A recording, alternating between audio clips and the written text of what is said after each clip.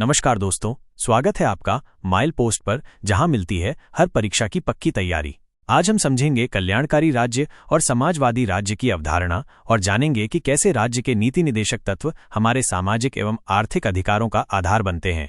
कल्याणकारी राज्य welfare state निदेशक तत्व के अनुच्छेद 38 में यह स्पष्ट उल्लिखित है कि राज्य कल्याणकारी होगा, जिसके द्वारा व्यक्तियों और समूहों के बीच आय एवं अवसर की समानता स्थापित की जाएगी तथा सामाजिक, आर्थिक एवं राजनीतिक न्याय स्थापित किया जाएगा। इसके अतिरिक्त अनुच्छेद 39 में यह उल्लिखित है कि अर्थव्यवस्था का संचालन इस प्रकार होगा जिससे समुदाय या समाज को लाभ प्राप्त हो तथा आर्थिक शक्तियों का केंद्रीयकरण कुछ हाथों में नहीं होने दिया जाएगा।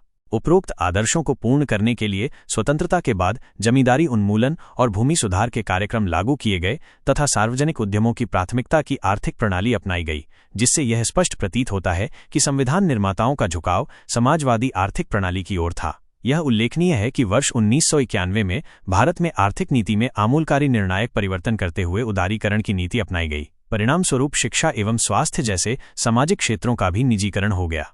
यह उल्लेखनीय है कि वर्ष 1991 में आर्थिक विकास की साधन रणनीति को परिवर्तित किया गया, जिससे देश के आर्थिक संसाधनों में वृद्धि हो सके और सामाजिक न्याय के कार्यक्रमों को प्रभावी रूप में लागू किया जा सके। इसलिए उदारीकरण की नीति और सामाजिक न्याय का विरोध करने के बजाय एक दूसरे के पूरक के रूप में देखने की आवश्यकता है, क्योंकि उदारीकरण से अर्थव्यवस्था को कुशल एवं प्रतिस्पर्धी बनाए जाने का प्रयत्न किया जा रहा है, जिससे प्राप्त संसाधनों का वितरण वंचित वर्गों के हितों के लिए किया जा सके। इसलिए वर्तमान सरकार के द्वारा सामाजिक उत्थान की अनेक योजनाएं संचालित की जा रही हैं, जिससे आय एवं अवसर की विषमता न्यूनतम हो सके। समाजवादी राज्य का आधार, बेस ऑफ सोशलिस्ट स्टेट।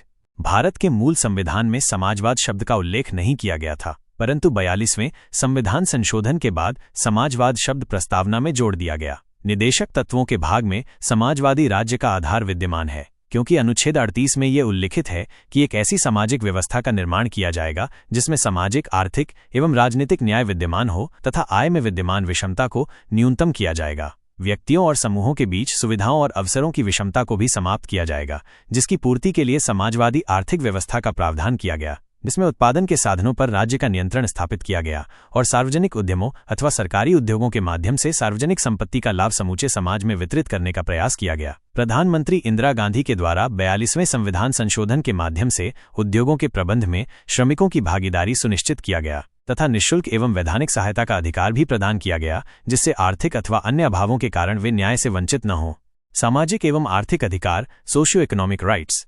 मूल अधिकारों के भाग में नागरिक अधिकारों का उल्लेख किया गया है, परंतु ये नागरिक अधिकार सभी के लिए तभी उपलब्ध होंगे जब समाज में समानता विद्यमान हो। निदेशक तत्वों के भाग में कार्य का अधिकार एवं शिक्षा का अधिकार उल्लिखित है। बेरोजगारी, वृद्धावस्था, बीमारी एवं अभाव की परिस्थिति में व्यक्तियों को राज्य के द्वारा सहायता प्रदान की जाएगी। राज्य के द्वारा 6 वर्ष तक के बच्चों के लिए बाल्यावस्था सुविधा एवं शिक्षा उपलब्ध कराई जाएगी। उम्मीद है आपको ये वीडियो पसंद आया होगा और इससे आपकी समझ और मजबूत हुई होगी। अगर जानकारी उपयोगी लगी हो तो वीडियो को लाइक करें, शेयर करें और माइल पोस्ट को सब्सक्राइब करना ना भूलें।